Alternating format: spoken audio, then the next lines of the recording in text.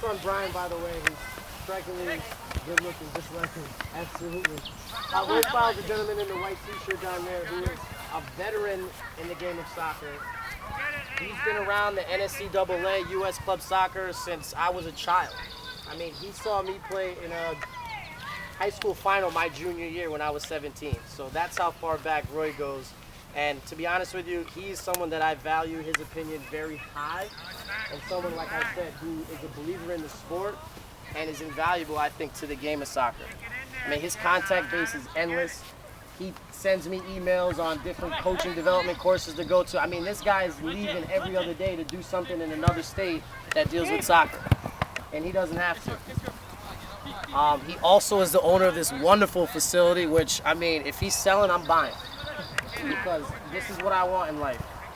And in all honesty, I mean, he's got to be as happy as a clam. And you can see by the turnout that this is why he's so invaluable, because these kids, they get everything that they need. And he's someone that I really, really enjoy having a partnership with. So with that said, you know, our kids will learn to respect the facilities and maintain it. We're here every day as an academy. Doing our summer camps, and I'm working with the kids on picking up their own things, throwing their own things out.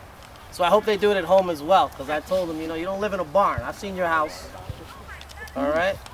So with that said, you know, you let me know if they're not doing a good job around home. I'd send them to my camp. I'll have them clean up no time.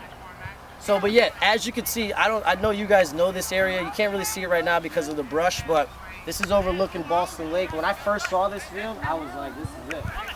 Where do I sign? And it took some time to work things out, but I think this is going to be a great opportunity for the kids to come out and develop.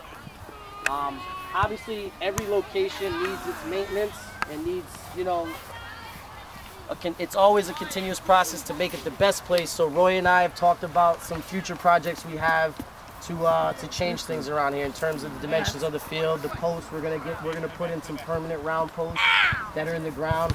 These poles right here actually have a back net that keeps balls from going into the brush there. But, I mean, he maintains the field twice a week. He's out here himself on his mower. You too, Brian. I gotta give you some credit with that. Absolutely. And I told him whatever I could do to help out as well, I would. I mean, and they paint the lines. I mean, officially. Oh, good hit. And this is where I want to be. And I think this is a good place for the kids to be. Especially at a young age, looking at these kids who've gone through what they've gone through, I think that's another aspect of development that's key. So instead of distracting them, hopefully maybe Roy has a second. Bring him over here. And as you know, Roy is also part of CDYSL, which is very good for us in terms of sharing information about what's going on in the area for soccer and adding to that, because Excelsior will be adding to the dynamic of CDYSL. I want to mention something really quick that I may not have been able to mention about the Fall League. If you join, if you have the opportunity to join Excelsior FC, because our fall season will be dedicated to development, I myself as the president and director will allow each player to guest play twice for any team they would like to in CDYSL for a league game. You'd have to approach the club with the coach's intention, the game, and a permission slip. You have my blessing. Absolutely.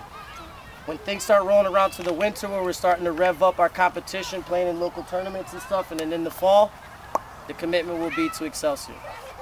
Spring. Spring. Sorry, I apologize. Yep, spring next year. Roy, you got a second?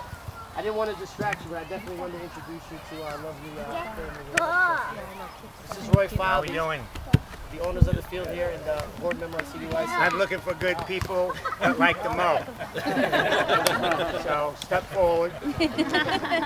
That's what I thought. Anyway, let me just say this. You know, you all got plans. There's a lot of things you can do. But one of the things I like to emphasize in any coaching stuff, this is a marathon. It's not a sprint. All right? This is a marathon. What do I mean by that? All right? Kids are going to develop with good coaching over time. The best thing you can do if you want a trumpet, have your kid become a good trumpet player, is not find a soccer coach, but find a good trumpet player. Teacher, trumpet teacher. Don't, you know, I was just down in Birmingham, Alabama, and it was the best coaching course that I've ever been to. It was 20 hours of lecture. Can you imagine? 20 hours of lecture in 3 days. But everybody that spoke had us on our edge of our seats, and it was just phenomenal. One of the things that was said that stuck out in my mind was